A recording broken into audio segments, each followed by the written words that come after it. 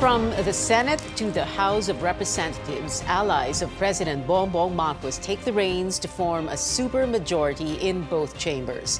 The Senate and House minority blocs, on the other hand, remain steadfast despite being noticeably outnumbered.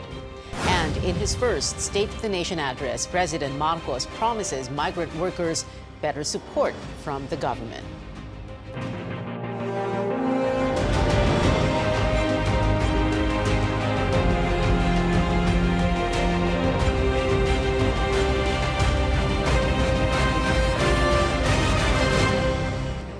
Good evening, I'm Pia Hontiveros. Welcome to your weekly political appointment fix, Politics as Usual. Our first guest tonight, OFW advocate and now Migrant Workers Chief, Secretary Toots Ople, joining us via Zoom. Secretary Toots, thank you so much for being with us tonight on Politics as Usual. Let's begin with several points that the President brought up during his SONA.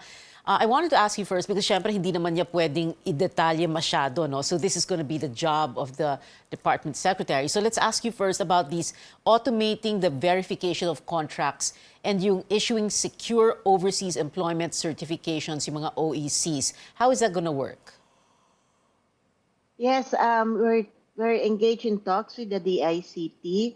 I found out, Pia, upon my assumption, as Secretary of Migrant Workers, that there were a lot of redundant steps, and there's a need to automate so that our OFWs won't need to line up in the different polo offices abroad and also here at the POEA as much as we can. If we can, if they can submit their requirements via e-submission, and then for their OEC, if it's something that can be stored in their phones, it can be paperless, and there will be a corresponding technology on the part of the Bureau of Immigration, so they can just check the digital version of the OEC. That's where we are headed, Pia. Okay, in other words, wag na natin silang pahirapan dahil hirap na hirap sila para magtrabaho sa abroad, pahirapan pa natin sila bago pa sila umalis. At the same time, very interesting what you brought up, Secretary Toots, no? Yung redundancy, and this is not just for OFWs. It's something that you see all across government, right? Ang daming the same documents na hinihingi ng iba't ibang mga ahensya. True, and I found that out for example, at the POLO offices, or the POLO stands for Filipino Overseas Labor Office, the labor attaché already accepts the requirements from foreign employers. So there's already a verification or evaluation process on site. And then I found out that this same verification process, as approved already by the labor attaché, is again being reviewed here at the Home Office. And there are evaluators assigned to double check, counter check, and then after the counter checking of the work that has already been done on site by the labor attaché, then it will be signed by, I think, 4 offices. No? So we see really no logic in that. You either trust your labor attaché or you don't. Right. So by looking at that process flow, we immediately saw some steps that can be eliminated. Okay. Interesting that you say that. You either trust your labor attaché or you don't. And also, I might as well add, you either have common sense in your regulations or you don't. So I think that's what you're trying to do, right? That's what the Marcos administration is trying to do, what you're trying to do as Secretary of Migrant Workers, to put some common sense, sentido común naman, hindi ba, sa mga regulasyon? Yes, because you're going to move the worker anyway from point A to point B.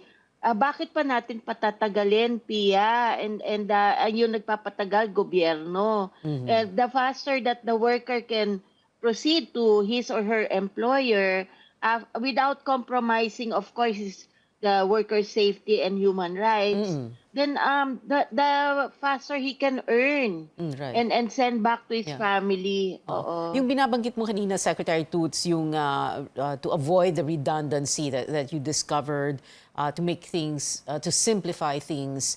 Ito ba yung sinasabi ni Pangulong Marcos na gagawing mula 3 months down to 3 weeks? This is it, right? Yes, yan yung period, yan yung length of time for a foreign employer to even get accredited. Iba pa yung mismong hiring process. So it really is, it's too long and we're losing labor markets because of that. Okay. Another point the President brought up during his SONA was the issue about simplifying the handbook. Ang sabi nga niya, 240 sections, gagawing pamphlet na lamang na hindi hihigit sa 100 pahina. 240 sections, so down to how many sections and how many pages is it and down to how many pages will it be then? What the president was referring to was the very convoluted and voluminous rules and regulations of the POEA that both the recruitment agency, the manning agency, and the worker must be made familiar with. Ang problema doon, Pia, is that if you don't have a lawyer with you, mahirap i-navigate yung rules. So, ang sabi namin, hiwalay na lang ang rules sa skilled workers because their skills are their best protection and they can articulate their rights, no? Because they're more experienced. Hiwalay ang rules sa vulnerable occupations like domestic workers. Doon talagang dapat klaro ang safeguards from the point of application to the point of return. And then sa seafarers, dahil meron silang global standards, mas simplified and mas madali and mas maiksi na yung rules kasi they're covered by a lot of international agreements anyway.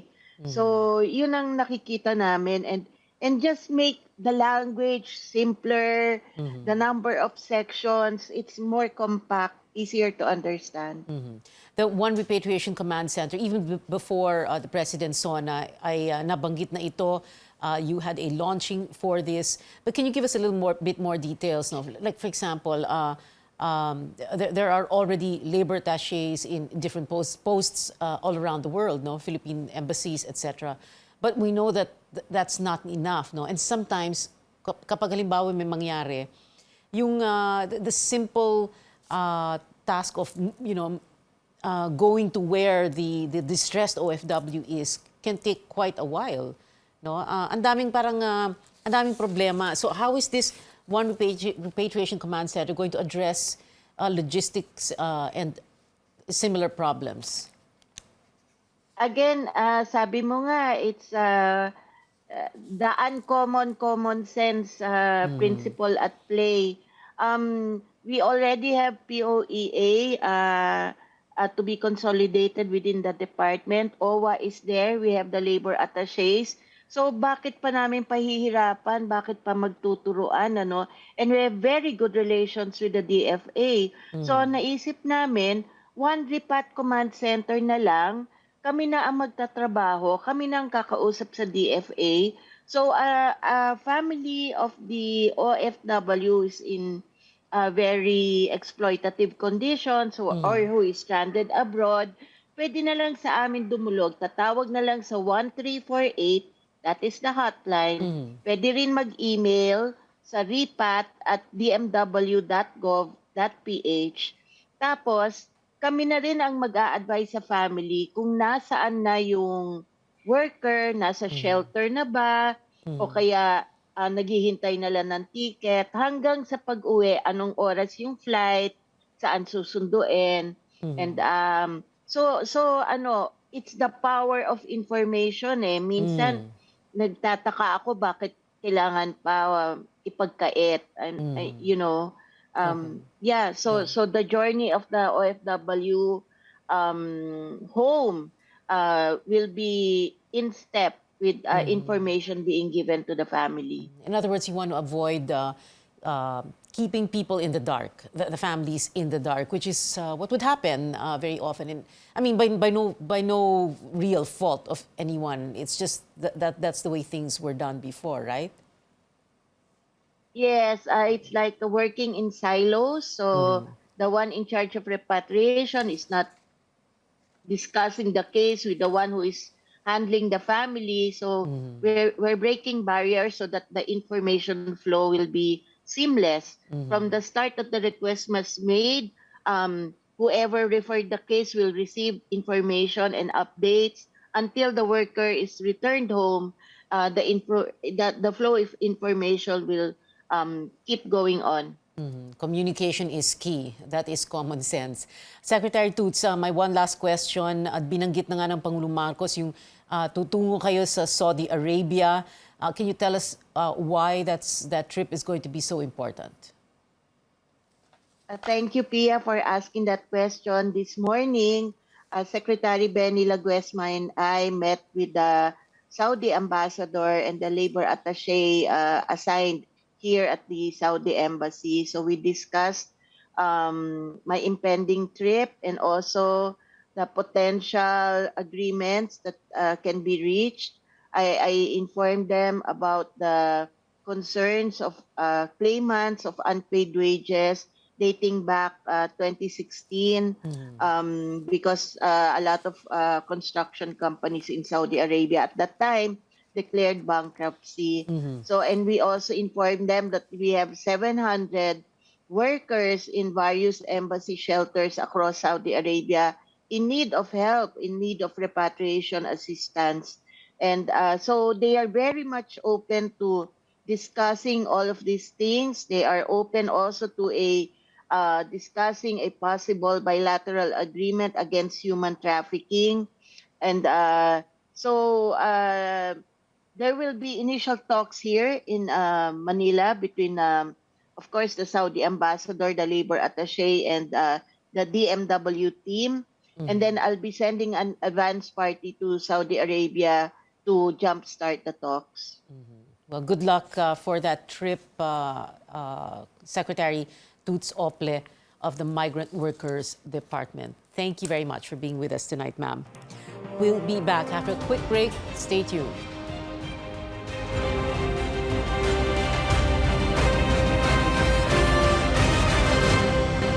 Welcome back. This is Politics as Usual. My next guest, Senate Minority Leader Coco Pimentel, who's joining us also via Zoom. Senator Coco, thank you very much for being with us tonight. Well, let's begin with this. Now, why didn't the Cayetano siblings, so Senators Pia and Alan, just join you? Why do they need to be independent? Bakit hindi sila mag-oposisyon? We all know, halimbawa, na Senator Alan, who ran for Vice President in 2016, did go after then Senator Bongbong Marcos. Well, we better ask them why, because actually this is an unusual bloc, the independent bloc. Although those who are familiar with Senate history tell me that this is not the first time that somebody, a senator, declared himself to be an independent. So, but siguro thereafter more flexibility. So their stand, their default position, or their attitude towards different measures would be more unpredictable if you are an so-called independent bloc rather than a minority or the minority. Because if you are with the minority, you are actually expected to, give out some contrary opinion or observation or position to the measure being tackled on the floor. When you say unpredictable, Senator Coco, what you mean also is that they could be like swing, in a way, no? Swing votes. O kailangan pa ba ng swing vote? Kasi super majority. Oo, super majority na ang majority eh. Correct. That's correct. But then, as far as the two of them are concerned, So there is no expectation as to where they will be coming from because they are an independent bloc. So they could, from the very start, no, they could be supportive of the majority proposal. They could also be against it and then side with the minority. At the start, because that's the initial position of the minority to have to bring a critical mind to all of the proposals on the floor. But there will be measures where we will have a unanimous vote, Pia. Like That, what? Like which ones, for that is example? possible. Like ang tinatawag ni Senator Risa Hontiveros and ni SP Migs na happy Happy bills. bills, yes. These are They are the so-called happy bills na we will all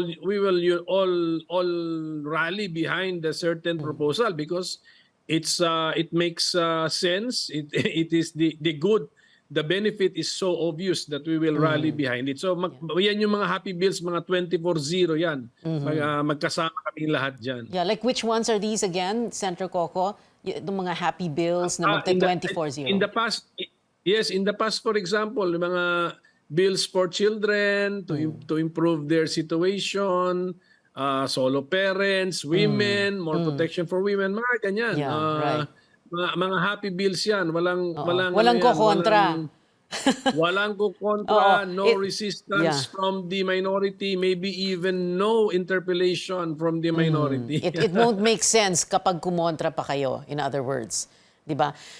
Senator Coco, can you tell us, syempre sa setup ng Senado, of course, a majority of the most coveted committee chairmanships go to the majority and then parang konti na lang or parang konti na lang mapupunta sa minority, right? So can you tell us about that setup and then describe to us what's going to happen, for example, for the Commission on Appointments, the Presidential Electoral Tribunal? Meron pa bang participation ng minority dito or is this just a majority or in this case a super majority concern? Separate rules yan, Pia. For the Senate, the members of the majority will get the more powerful committees or the more interesting committees. Okay na yun. That's accepted fact. So Yes. I will not get any committee chairmanship because I am minority leader. I am automatically member of all the committees. Senator Risa, my other fellow minority member, got the Committee on Women, Children, and Family Relations. So okay na yun because that is what she chaired during the last Congress. So no complaints na po dyan. So and then pagdating po sa CA, it's a matter of looking for your partner and then a pair will get one seat in the CA. In the SET po, Senate Electoral Tribunal, it's a matter of getting a group of 4 and every group of 4 will get one seat. Okay. Itong kanina nabanggit na nga ninyo, no, like for example, yung mga happy bills, 24-0 yan, no, wala nang kokontra. But there will be times that you will, of course, oppose because that is what you do as the minority. So can you give us an idea, no, of the road ahead? Which pieces of legislation, for example, which issues are you in the minority, the opposition in the Senate, going to be very strong on? Ang usapan namin ni Senator Risa, tax measures. Okay? We will examine in detail each and every word up to the punctuation mark of tax measures. Because ang position po ng minority, no new taxes, especially if imposed on the poor, on the majority of the people. Hindi ganon kasi that is an indirect tax. So yan ang aming position. So ilang ulit na rin namin sinabi yan. So alam na ng majority yan that if it's a tax measure on the floor, expect lengthy, thorough, and detailed interpellation from the minority. My final question, of course, the reality on the ground, Senator Coco, is that, well, apart from the happy bills that you mentioned earlier, there will be pieces of legislation where you will need to reach across the aisle and you will need that extra push from members of the majority or the supermajority, again, in this case. So there will be those opportunities for working, as you've always done anyway, as the minority centers always did in the last Congress, right? Yes, we will be constructive, cooperative. In fact, we will cooperate if we believe that the measure will will be for the good of the country, for the good of the people, not a burden to the people, and addresses important issues faced or problems faced by the people. Tutulong po tayo dyan. Pero kami sa minority at a two-member minority, ang usapan na namin, one of our guiding principles would be no new taxes. All Okay, right. so if it is a tax proposal, then that is now an alarm bell for us, and then we will have to examine the tax proposal. Final words, Senator Coco? We are here to help this administration also succeed, because we have only one country, my dear Filipinos, my countrymen. So magtulungan lang po tayo. Dapat magtulungan tayo. But of course, dalhin natin yung ating critical mind ulit nga sa ating mga session para with the purpose of improving the proposed measures. Yan po yung ating default attitude. Improve. Pero pagka hindi naman maganda ang sadya, oppose na tayo. Senate Minority Leader Coco Pimentel. Sir, thank you very much for joining us tonight.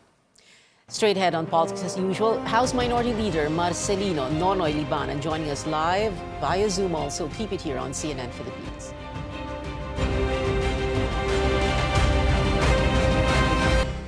You're still on Politics as usual. From Senate Minority Leader Coco Pimentel, join me now this time is the Minority Leader of the House of Representatives, ang pagtibayin at palaguin ang pangkabuhayang Pilipino or the four-piece party list Representative Marcelino Nonoy Libanan. Ang haba nun, Kong Nonoy, thank you very much for joining us. Kasi before, let's get this out of the way first, no? So, you're being introduced, you are a party list representative now, but you used to be a district representative, Eastern Samar, right? So just a little bit of your political history, your political career history.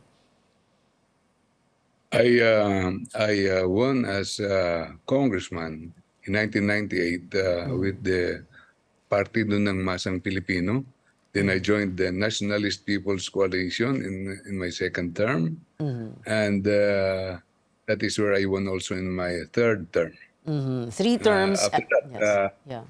3 terms congressman, then I was appointed as Commissioner of Immigration from 2007 to 2010. The last 3 years of the Arroyo administration. What happened then afterwards, 2010 to 2021, 2022? I opened the law office and practiced my profession as a lawyer. Okay. So matagal na rin po kayong wala sa politika and then ngayon lang kayo bumalik. Pero bakit na lang hindi kayo tumakbo sa Eastern Samar ulit? Why did you choose to be a party list representative? You know, it was pandemic time, and I had a meeting with Chairman Ben Abalos. I was in Manila, and we're talking about providing livelihood to those victimized by this pandemic, by the incoming effects of to our economy. So, ang inisip namin, paano namin matulungan ang pangkabuhayan ng mahihirap. Kaya nagbuo po kami ng 4-piece na party list. Yun po, doon po nagsimula. Oo. Although, of course, Nonoy, Kong Nonoy, you're not the only party list representative who used to be a district representative. Marami naman talaga kayo, no? And a lot of people have taken notice of that. But also, I wanted to ask you about this story that's been going around. So tell us the truth about this. Na ang sabi daw, paano siya naging minority leader? Paano siya naging minority kung ito daw nangyari nung pumunta daw si BBM sa Eastern Samar, ikaw daw yung nag-introduce or something. Meron ganung umiikot na kwento. So what happened there? What is the truth there? Ah, tama po naman yun. Nagpunta sa akin si President Bongbong Marcos nung campaign period at ako ang nag-introduce sa kanya doon sa Eastern Samar dahil buong Samar yata wala pa siyang nakakausap. Magkakilala na kami noon at sinabi niya dadalaw siya. At pinakaunang ang engagement niya, it was his first engagement in the Visayas where they met with Vice President Sara Duterte. That's right. Nagkasabay kayo sa Congress because President Marcos used to be a congressman also at the time that you were there. But itong... No. Yes. Hindi ba? Hindi pala? Hindi po kami Senadora Amy ang naging kasabayan ko po. But Okay. we are both waray-warays. We are from Yes. Region 8. Right. Samar and Leyte. Magkaibigan na kami. Opo, magkaibigan na kami noon pa. Way back 1992. Okay. So you are with the how did you end up in the minority then? Ang magandang tanong mo yan, Pia. Alam mo, maraming hindi nakakaintindi. Pero kung titingnan natin ang ating history sa ating political system, 1935, mayroon tayong bipartisan Congress, di ba? So may majority tayo, may minority tayo. Ang natatalo, yun ang minority, yung nananalo, yun ang majority. Kahit ngayon sa Amerika, ganun pa rin, majority and minority. So kung sinong maraming nananalo na Republicans or Democrats, yun ang nagiging majority or minority sa Amerika. And usually sa Amerika, kahit Democrats, minority sila sa Congress. Pero sa Senate, majority sila ngayon. Pero tumakbo ang ating political history na nagkaroon tayo ng unicameral system of government. Hanggang ngayon, mayroon na tayong 1987 Constitution. Ano naman ang 1987 Constitution? Ang 1987 Constitution, mayroon tayong multi-party system at may party list pa tayo na ang dami na po sa Kongreso. Dito naman, sa ating Constitution, sa 1987 Constitution, ang mandate sa atin is to elect the Speaker and organize and choose as other officers as it may deem necessary sa Kongreso. So ano bang nagiging major officers dito? Ang majority at minority. So kung sino ang buboto sa Speaker, yun po ang majority. Kung hindi ka bumoto sa Speaker, you are expected that you will join the minority and elect also the officers. Anong pagkakaiba? Hindi necessarily that you come from the opposition. Wala doon sa rules na you shall be opposing always. But you shall perform the job of the minority. You have to send the voice of the minority to the halls of Congress. Yun po ang aming gagawin and we shall be vigilant to all the bills proposed and passed at yun po ang babantayan po namin. Alam mo, Pia, 25 lang ho kami sa minority. Ngayon, sa ngayon. It is now a matter of choice kung saan ka pupunta. Kung pupunta ka sa majority or sa minority. Na nagbutan po kami sa minority, ako ang ibinuto. So I will do my job. I will do my job na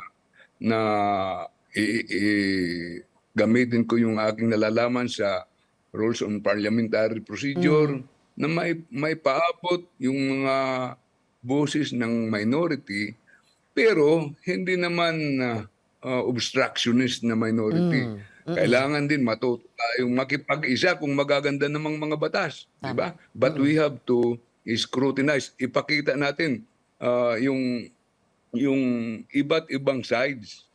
Mag-aaral kami dito ng maigi. Oh. In a way, tulad ng sinabi ni Senator Coco Pimentel kanina na Senate Minority Leader, medyo kulang nga po, lang po yung oras natin ngayong gabi, Kong Nonoy, so sayang. Pero maraming salamat po. Thank you. Not just for guesting on the show, but also for that political history 101 lesson.